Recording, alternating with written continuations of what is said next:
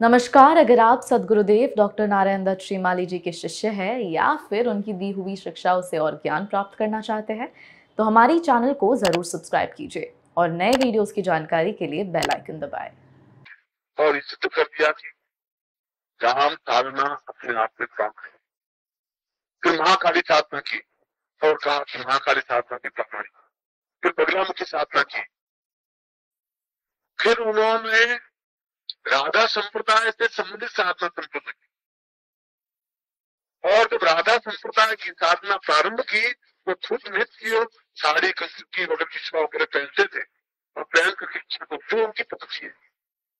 और हुआ क्या, 3 महीने बाद रात सफर में क्रूज बढ़, सीना बढ़ गया, जो हिप थी वो फैल गई, चाल में बिल्कुल नाजुकता आ गई जैसे कोई लड़कियां चल, पानी उनकी पतली हो गई और उन्होंने कह दिया ये राधा स्वामी संप्रदाय की साधना। यहाँ समझने की जरूरत है, इष्ट में जब हम हो जाते हैं तभी वह साधना पूर्णता प्राप्त, यहाँ समझने ठीक इष्ट के अनुरूप बन जाते हैं। और जब मैं कहता हूँ कि वह प्रेमी और प्रेमिका, प्रेमिका में वही भावना, ठीक वही वैसी जात, वैसी बोलने की तरीका आ जाती है, जो प्रतिबिंब है जो उसके ऊपर पड़ता है, कम पड़े ज्यादा पड़े वो अलग पड़े। और रामकृष्ण फल उस राधा बनने की मुद्रा में अपने आप को राधा मान लिया कि मैं राधा हूँ, तो पूर्णतः राधा मान लिया, ठीक राधा युक्त। और जिस क्षण आप गुरुमय हो जाए उस क्षण आप अपने आप में रह नहीं सकते, वो तो विसर्जन करने की क्रिया है। आप और वो दोनों नहीं रह सकते, संभव नहीं है। प्रेमी और प्रेमिका दोनों अलग अलग नहीं रह सकते, पति और पत्नी दोनों अलग अलग नहीं रह सकते, संभव नहीं। इष्ट और भक्त भी अलग अलग नहीं रह सकते, दोनों में एकता, एक रूपता, एकात्मता आती है। जब हम खुद की बातचीत अच्छी लगती हो, उसकी भावना अच्छी लगती है, उसका चिंतन अच्छा लगता हो, उसी का बिंब अच्छा लगता हो, जब हमारे सामने किताब हो तो अक्सर भी वही सामने दिखाई देते हो, तब तन्मयता आ जाए। यह तन्मयता महाकाली को अपने शरीर में समाहित करने की क्रिया है। ठीक वैसा ही स्वरूप, वैसी भावना, वैसा चिंतन जिस क्षण आ जाता है उस क्षण महाकाली की पूर्ण प्राण प्रतिष्ठा शरीर में हुई।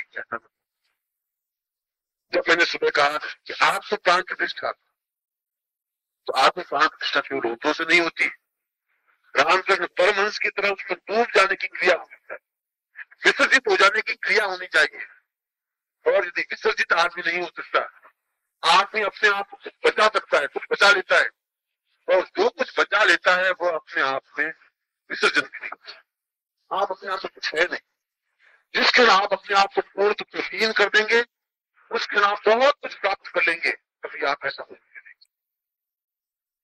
यही साधना की पहली कसौटी है, ये साधना की अपने आप में पूर्णता है कि जब हम महाकाली साधना करें तो ठीक उसके पूर्ण तो आत्म को अपने शरीर में समाहित कर ले, जब साधना में बैठ जाए, जब आप साधक ही बन गए हैं, महाकाली तो बहुत मामूली है, उच्च से उच्च कोटि की साधना भी आपके शरीर में समाहित हो सकती है। महाकाली को सिद्ध करना कौन सी बहुत बड़ी बात, मगर उसमें उतना ही आत्म भावना आनी चाहिए, उतनी तन्मयता आनी चाहिए, उतनी डूब जाने की भावना। जब अगर आप सोचेंगे कि मैं हरि किस्म हूँ और महाकाली साधना कर रहा हूँ, इसीलिए प्रातः काल मैंने आपको प्राण प्रतिष्ठा प्रयोग बताया था, आज तो प्राण प्रतिष्ठा प्रयोग भी बताया। और आत्म प्राण प्रतिष्ठा प्रयोग का तात्पर्य यह था कि मैं जीवमय हूँ, मैं प्राणमय बन सकूं। पहली बार चेतना मंत्र आपको बताया था, ओम ह्रीं प्राण दे रूप चेतनी जागृति। आपने इन मंत्रों को देखा नहीं है, आपने इनको समझा नहीं है, आपने पास में ट्रांजिस्टर है, नॉलेज नहीं है, कहां से बटन दबाए तो आवाज क्या नॉलेज, और आपके पास सैकड़ों पदार्थ पड़े हैं, उसका उपयोग मालूम नहीं है। और जब तक हम उसका उपयोग नहीं समझ सकते, जब तक इस मंत्रों की चेतना नहीं समझ सकते, इस मंत्रों की तीव्रता नहीं समझ सकते, तब तक वह मंत्र शरीर में समाहित भी नहीं। इसलिए महाकाली साधना को समझने के लिए भी दो बातों की ओर पूर्णतः निर्लिप्त होकर के, अपने आप को पूर्णतः डुबो करके, अपना विसर्जन करके, मैंने प्रारंभ में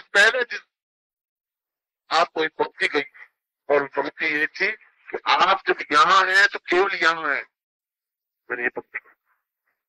यदि आप कुछ यहाँ रहेंगे, कुछ घर में रहेंगे, दुकान में रहेंगे, कुछ व्यापार में रहेंगे, ये 7 दिन क्या 7,000 वर्ष भी आपके लिए बेकार है, व्यर्थ। जब यहाँ रहे तो पूर्णतः उस मंत्र में डूबे, उस चेतना में डूबे। वह बिंब आपके सामने 24 घंटे आंख बंद करने पर भी वही बिंब आपके सामने स्पष्ट। और जिस क्षण ऐसा होता है, और ऐसा कैसे हो सकता है, उस चेतना में, क्योंकि चेतना मंत्र जितना ही ज्यादा आपके अंदर रिपीट होगा, उतनी अंदर प्राण ऊर्जा पैदा होगी, और जितनी ज्यादा प्राण ऊर्जा पैदा होगी, उतना ही वो बिंब शरीर में समाहित होती है। क्रिया किसी को अपने शरीर में समाहित करने के लिए जीव युक्तता से प्राण युक्तता में आना जरूरी है, और प्राण युक्तता में चेतनता में आना जरूरी है। और उस चेतना मंत्र की अपने आप में तो सुविधा यही है, उसका मतलब यही है, तात्पर्य यही है कि सामने वाला चेतना मंत्र पढ़ने के बाद में जो सामने बिंब है वह शरीर में स्वतः समाहित होता रहता है। जितने प्राण चेतना जागृत होगी उतना ही ज्यादा। यदि आप एक बार मंत्र पढ़ेंगे, ऊर्जा नहीं बनेगी, उसका कुछ अंश शरीर में समाहित जरूर। और यदि आप तो पूरी एक दमन पट्टी की तरह पूरी तरह से चार्ज पूरे शरीर को कर लेंगे, पूरा शरीर धौंकने की तरह चलने लग जाएगा, शरीर में प्राण चेतना पैदा हो जाएगी, आग आग से दर्द पैदा हो जाएगी, उस क्षण उस बिंब को देखें, उस बिंब को पूरी तरह से शरीर में समाहित होना ही पड़ेगा, संभव है। उसके बाद मंत्र अपना अर्थ नहीं रखता है, क्योंकि वह बिंब ही अंदर समाहित है। तो फिर मंत्र अपने आप में सामान्य क्षणिक कल्पना, यह चेतना मंत्र की पूर्णता है।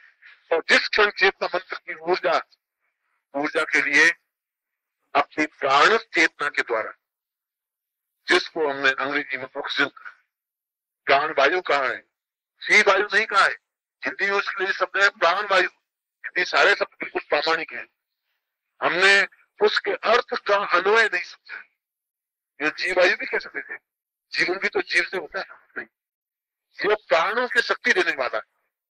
और प्राण वायु के माध्यम से जिस क्षण आप सांस को गहराई के साथ लेंगे, सांस को गहराई के साथ निकालेंगे, तो स्वतः प्राण चेतना के माध्यम से पूरा शरीर एक गेट में आएगा, एक स्टेज पर आएगा। और उस समय ये आप सुबह कल करें, कल सुबह इस प्रयोग को अवश्य करें। आप देखें कि आपको क्या बिंब नजर आते हैं। आप खुद यहाँ देख, बहुत तेजी से, जिसको हमने भस्त्रिका कहते हैं, यदि योग में कहा गया है भस्त्रिका, बहुत तेजी से सांस लेना, बहुत तेजी से सांस छोड़ना, इतना तेजी से सांस छोड़ना कि आप खुद उछल के गिर जाए, और इतना गहराई के साथ सांस लेना कि पूरे ब्रह्मांड का सांस आपके अंदर आ जाए, कितनी गहराई के साथ, ताकत के साथ। और जो ही सारा शरीर उद्दीप्त हो जाए, आपका शरीर मालूम पड़ जाएगा कितना हल्का शरीर हो गया है, कि आप हैं या नहीं तो पता ही नहीं पड़ेगा। उसमें चेतना मंत्र को आप जानिए, इस बिंब को सामने रखकर आप स्वयं देखेंगे कि पूरी शक्ति आपके अंदर समाहित होने वाली, पूरी शक्ति आपके अंदर समाहित होगी। यह सीधा साधा प्रयोग है। इस प्रयोग के माध्यम से किसी भी इष्ट को अपने शरीर में समाहित कर सकते, और इष्ट को शरीर में जिस क्षण समाहित हो जाता है, जब शरीर स्वयं पूर्णतः मंत्रमय हो जाता है। मैं मंत्रों के ये तो एक तो वैसा मंत्र है, यदि आगे का साबर साधनों के माध्यम से मैं आपको बताऊंगा कि मंत्र तुरंत इफेक्ट कैसा होता है। आप मंत्र पढ़ेंगे, सामने पदार्थ आपके हाथ में रहे, आप कहेंगे कि इसमें अनार आना चाहिए, अनार आवे, ये मंत्र की सीधी चेतना है, सीधा बिंब है, प्राण चेतना है पदार्थ के शून्य में से, क्योंकि उनके पूरा प्राण चेतना से जाकर, यह पूरी प्राण चेतना जब आपके पदार्थ पूरा शरीर में ब्रह्मांड समाहित हो जाएगा, तो शरीर और समाज और ब्रह्मांड की कोई भी शक्ति आपसे न्यून नहीं रह सकती। इसलिए कल प्रातः काल जब सूर्य व्यायाम करें, तो सूर्य व्यायाम करने के बाद भस्त्रिका करें, बहुत तेजी से सांस लें और उसी तेजी के साथ छोड़ें। उसमें आप उस नहीं देखेंगे, मेरा पड़ोसी देख रहा है, कल पूछेगा कि ये क्या करे, तो बड़ा तेजी सांस खड़खड़ बज रहा था, उसमें आप सभ्यता अपने पास रखेंगे, सभ्यता को खूंटी के पास अपने सीधे टांग करके फिर प्राण तेजी सांस ले, तेजी सांस निकाले, 60 बार ऐसा करें, 1-2 बार नहीं। इतनी तेजी से कि अपने आप में ताकत के साथ इतनी तेजी सांस ले, और लेने के बाद जब आपका शरीर इतना हल्का हो जाए, आप अनुभव करें कि जब आपके सामने कुछ पता ही नहीं रहे, आपको पता नहीं रहे, उस क्षण आप इस चित्र को सामने देखते हुए उस चेतन में आप देखिए अपने शरीर की शक्ति को, अपने शरीर के प्रवाह को। कल फिर आप मंत्र जाप करिए, आपको खुद को मालूम पड़ेगा कि मंत्र की कितनी ताकत और ऊर्जा आ गई है आपके शरीर में, आप खुद अनुभव कर सकें। यह इसकी क्रिया है, यह इसकी चेतना, यह इसकी प्राणस्थि। किसी भी इष्ट को अपने शरीर में समाहित करने के लिए यह प्रैक्टिकल है, क्योंकि प्रैक्टिकल करना पड़ेगा। अगर प्रैक्टिकल करेंगे नहीं, आप इस बात को समझेंगे, और उसके बाद ही इस पूरे मंत्र को, जिसको मैंने दक्षिणे काली के मंत्र कहा है, क्योंकि मंत्रों के 2 भेद हैं। एक मंत्र है वाम काली के, तो एक दक्षिणे काली के।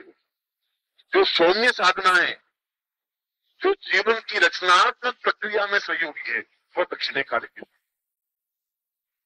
और जो जीवन का ध्वंसात्मक रूप है, शत्रु को समाप्त कर देने की जो चेतना है, शत्रु को परास्त कर देने की जो चेतना है, वो वाम मार्ग की साधना है।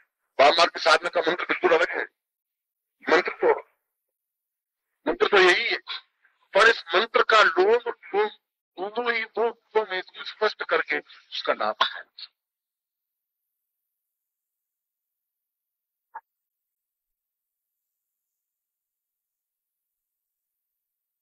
मगर उसमें उस मंत्र को समझने में, उसमें जब तक मैंने प्रारंभ में कहा अनुरुक्ति नहीं हो, उसके दीवानापन नहीं होगा। उर्दू का शब्द है कि जब अपने आप में एक ही तो एक मियाँ जी थे, आप दीवानापन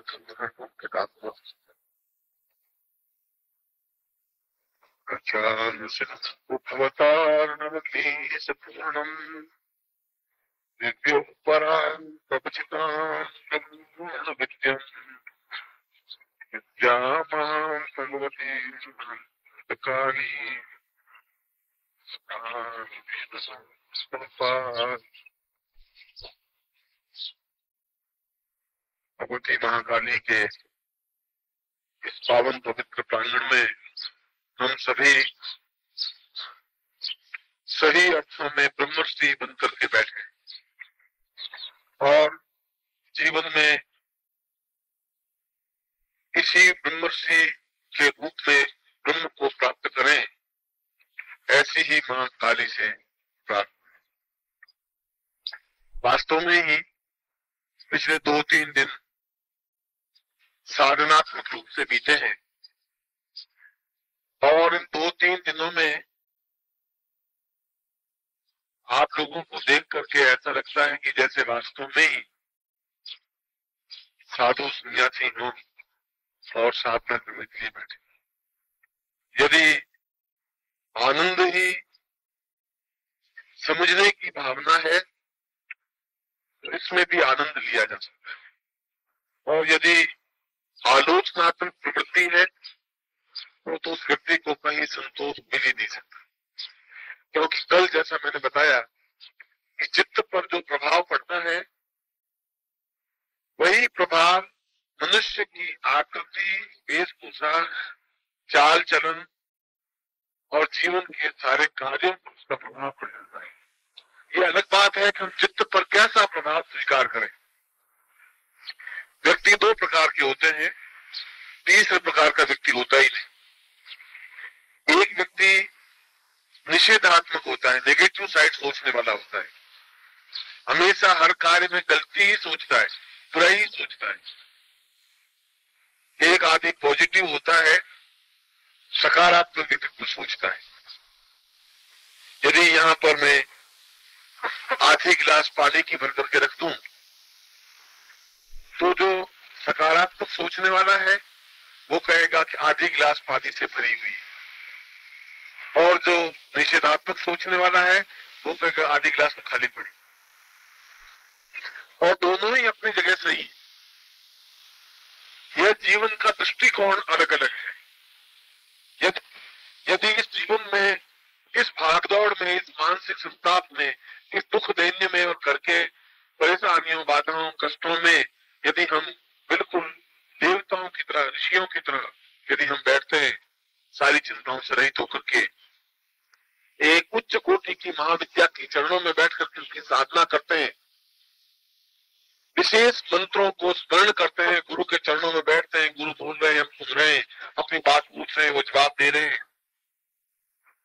यदि देखा जाए तो यह अपने आप में पुण्योदय करता है। नमस्कार, अगर आप सद्गुरुदेव डॉक्टर नारायण दत्त श्रीमाली जी के शिष्य हैं या फिर उनकी दी हुई शिक्षाओं से और ज्ञान प्राप्त करना चाहते हैं तो हमारी चैनल को जरूर सब्सक्राइब कीजिए और नए वीडियोस की जानकारी के लिए बेल आइकन दबाएं।